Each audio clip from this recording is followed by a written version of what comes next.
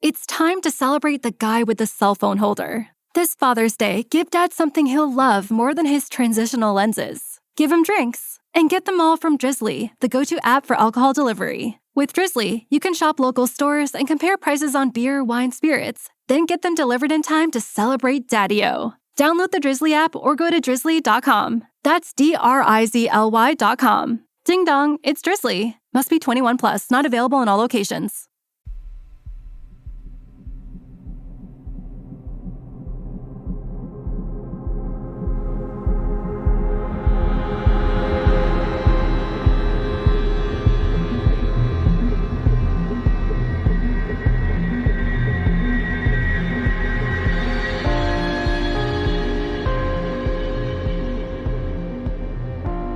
Hello and welcome to mini episode 258 of Real Life Ghost Stories, and I have two spooky stories for you today, and the last story comes from January the 21st, 2023, and story number 1 comes from Varsha and Varsha's friend. It was the night before Raoul's sister's wedding. There were a lot of people at his house, everyone was busy, so Raoul was able to sneak out with his cousin Sanju in a car to pick up his girlfriend at Trivandrum and bring her to the wedding the next morning. They were some 250 kilometres away and it was night at 11 p.m. when they got ready to go. They drove and were on the highway when they came to know about an accident on the road ahead. Calculating the potential roadblock and possible traffic jams, they decided to take another route to Trivandrum. This other route would take almost 5 hours to reach their destination. They were on this route and sometime near midnight it started raining, which was unusual at this time of the year. They drove listening to the radio until the reception was poor, so they switched it off and talked.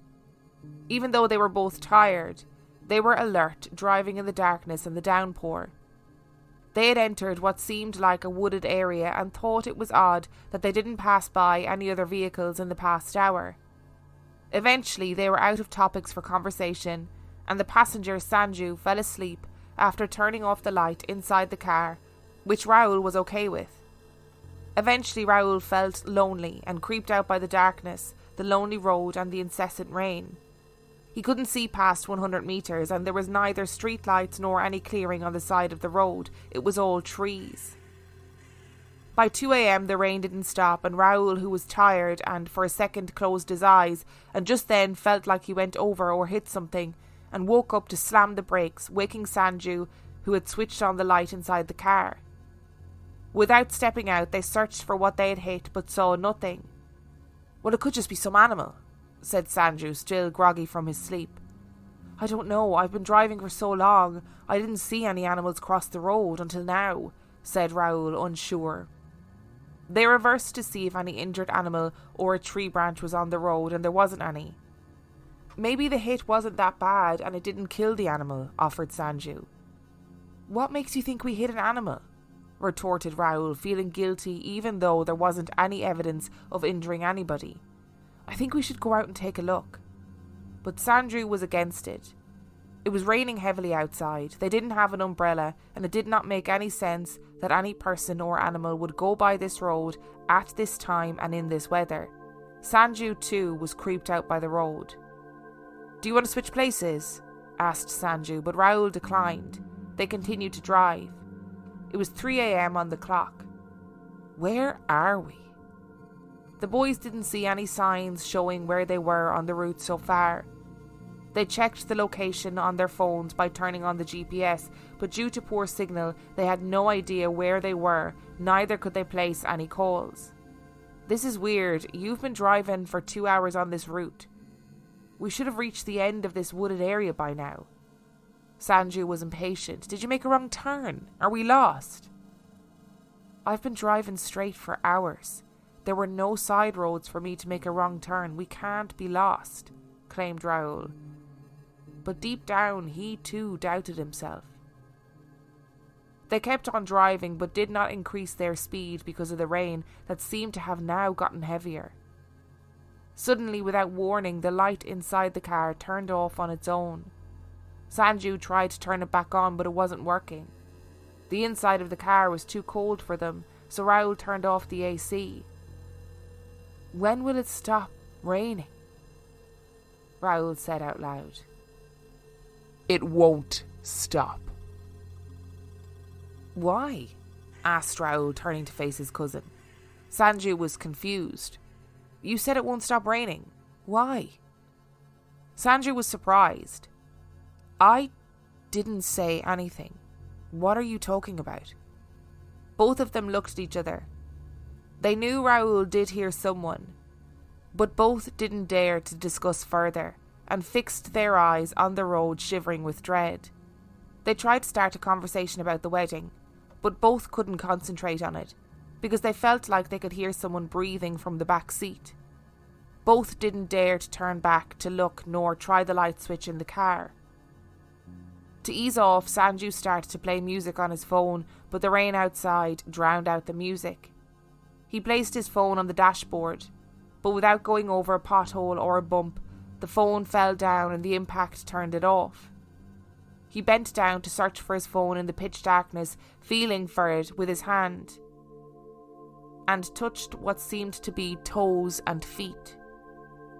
He knew he wasn't touching his own feet, and Raoul's were on the accelerator and the brake pedals. Raoul offered to turn on his phone flashlight for Sanju, but he said no.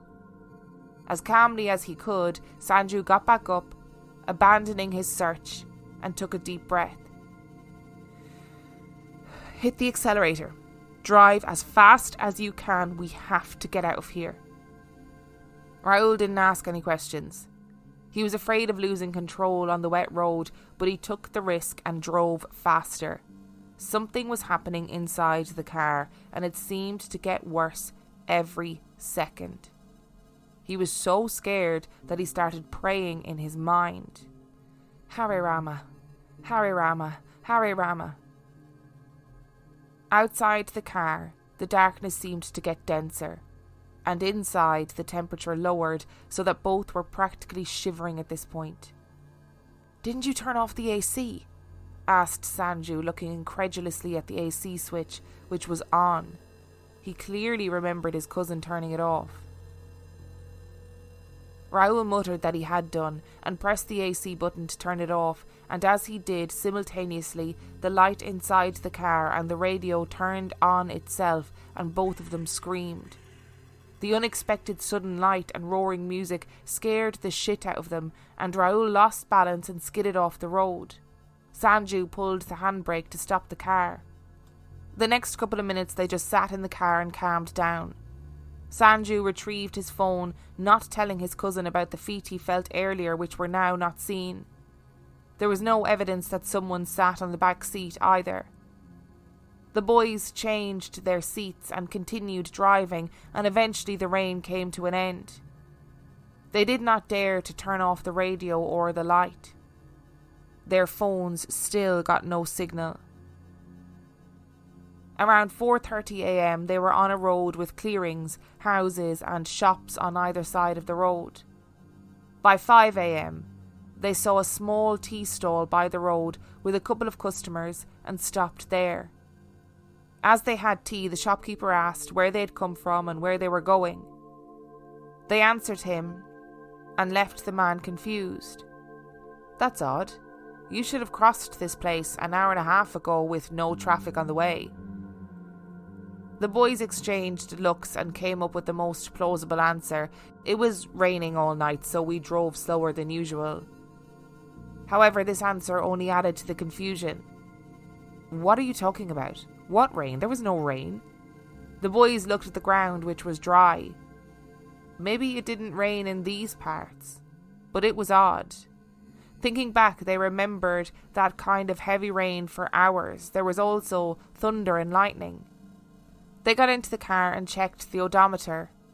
It showed they had travelled an extra 50 kilometres or so, and this explained the delay. But how do they end up driving that much extra distance when the actual route isn't that long? It didn't make any sense. They picked Raoul's girlfriend and drove back the same route and confirmed that they had driven 50 kilometres extra the previous night. They didn't discuss what happened until after the marriage and came to the conclusion that there was some presence inside the car which they felt after the phantom hit. But even then, there was no dent on the car to show they had actually hit anything. Maybe this presence played with their minds or warped reality, thus the extra 50 kilometres, and got out when they stopped the car. They believe that not acknowledging the presence saved them from something far more sinister. Varsha, I know you've written in a few times, and I know you've written in for various people. You've passed on people's stories and you've told your own stories, etc., etc. Can I just say you have a beautiful way of telling a story? So good on you, because every time I read your stories, I get really invested. I get sucked into the narrative too. And this story really gave me the heebie-jeebies because I very much dislike driving at night time. Not because of the act of driving at night time. It's because I'll be driving along and then suddenly I'll become utterly convinced that the woman from The Grudge is in the back seat of the car, or one of the aliens from Signs is in the back seat of the car. Happens all the time, and then I'm like, oh my god, there's definitely something in the back seat of the car. So I would not have survived this journey, I feel. I've gotten so many messages recently, mostly on like TikTok or in relation to TikTok videos that I've done. And I've been talking about like time slips, etc. on TikTok. And I have been getting messages from people being like, so basically, like, you know, I got on the train and the journey was supposed to take 20 minutes and I didn't arrive to my destination until 2 hours later and everyone was waiting for me and I don't know what happened to that time. Where does the time go? Like, how did that extra 50 kilometres get added to that journey? Did something happen on that stretch of road where it was like an accident or one of those phantom hitchhiker stories? Have other people experienced things like that on that stretch of road? That's what I want to know. It does have the hallmarks of like a classic phantom hitchhiker story from the rain kind of is maybe a bit of an added extra to the general phantom hitchhiker story, and of course the added 50 kilometres. But the like interference on the radio, the light on the car coming on and off, that feeling of somebody being in the back of the car, hearing a voice that that doesn't belong to the passenger. All of these things are honestly freaking me out so much. I would love to know whether or not other people have had experiences on that same stretch of road, because I think that would be very telling in the circumstances. And just to say, as a total aside, if you can hear a baby crying at any point during this recording, it is an actual baby, the baby next door. I believe her nursery, like her bedroom, is attached to the room that I record in. So every so often I hear her crying, and I never know whether it comes up in the recording.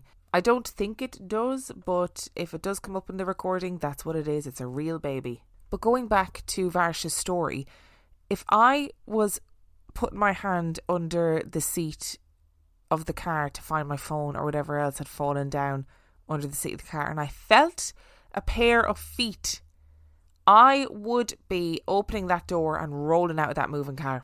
Not a chance would I be staying in there. Whoever was driving, I'd be like, I don't care. I don't care about you driving. You could drive the entire vehicle into hell for all I care, but I am not sitting in that car with a ghost in the back seat. It's not happening.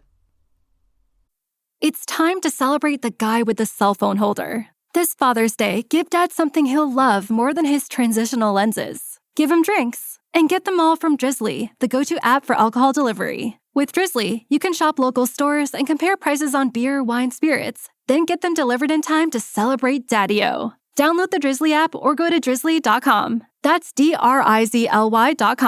Ding dong, it's Drizzly. Must be 21 plus, not available in all locations. And story number 2 comes from Fanny. It was a beautiful, calm and sunny spring morning on a long, straight, rural stretch of the Kennet and Avon Canal near Bishop's Cannings in Wiltshire. The only 2 boats moored in the area were mine and my partner's. Otherwise, it was completely empty and quiet. I was sat down on the back of my narrowboat with our dog cleaning my boots. I stood up for a second to stretch my legs, and over the roof of my boat I saw a young woman jogging on the towpath coming towards us around 50 feet away.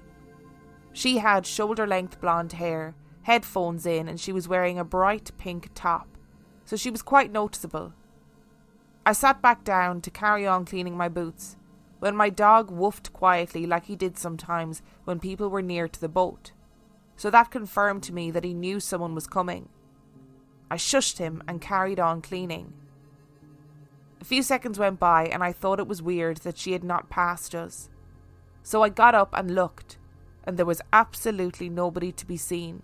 The towpath was empty in both directions. The woman had completely disappeared. She could not have turned around and run back the other way because I could see the long, straight towpath for about half a mile. She wouldn't have had the time even at a sprinting pace. The only other options were either to enter the water to the right or climb into the thick, thorny hedge flanking the left of the towpath. A person would definitely not be able to climb through that hedge. Having heard no splash, I checked the water anyway, but it was completely still. She simply vanished. To this day, I have no idea what happened to the phantom lady jogger, and my dog seemed just as confused. It just didn't make any sense. Glitch in the Matrix or a brightly dressed fitness-conscious ghost? I just don't know. This is going to be a very personal opinion. If I were to come back as a ghost, I could not think... Well, I probably could think of worse things than coming back as a ghost running. But I wouldn't be very happy that I'd have to come back as a ghost running. I could think of plenty of other things that I would like to come back and do for the rest of time. And running is not one of those things. And contrary to the things I say about, hating walking anywhere and being incredibly lazy, I'm actually probably not, because I've done my fair share of running. And while it's fine, it can get you from A to B, it wouldn't be something I'd want to spend all eternity doing. So I'd like to believe that this person is a glitch in the Matrix.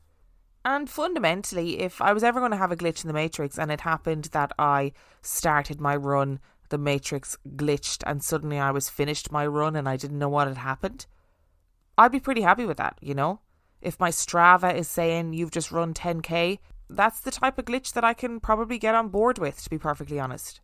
To be serious for a minute, it is interesting that your dog noticed the woman, and I know exactly that little low bark the dogs do when they're like, hey, there's somebody nearby. They're not a threat, but I'm just letting you know. I'm just making you aware that there's somebody nearby.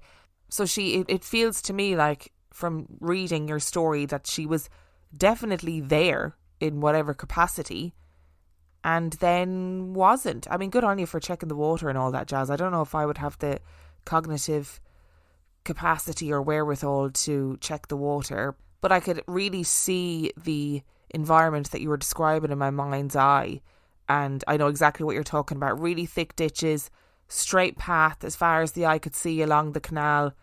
There are only two options: you go into the water or you don't go anywhere else. You just run along the path, because there's no way of getting through those hedges. I'm going to say glitch in the Matrix, and loads of people out there seem to be having these glitch in the Matrix experiences and these time slip experiences, and to be honest, they give me the ick. They freak me out so much, because I always think it's all well and good to have a glitch in the Matrix or a time slip, but what if you can't get back? If I could have a time slip where I somehow ran 10k and didn't realise I'd done it, brilliant, I'm all up for that. But as long as I can get back to the present, I'm fine with it.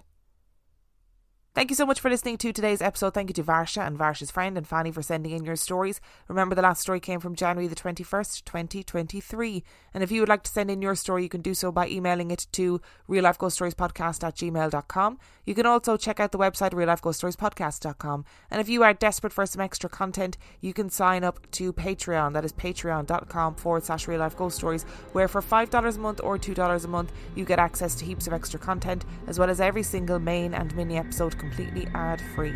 And on that note, I shall see you next time. That's the sound of me prepping the grill with Reynolds Wrap. And the sound of me not doing dishes. And the sound of me spending more time outside with my family. Easy prep, cook, and clean. Make time with Reynolds Wrap. I like the sound of that.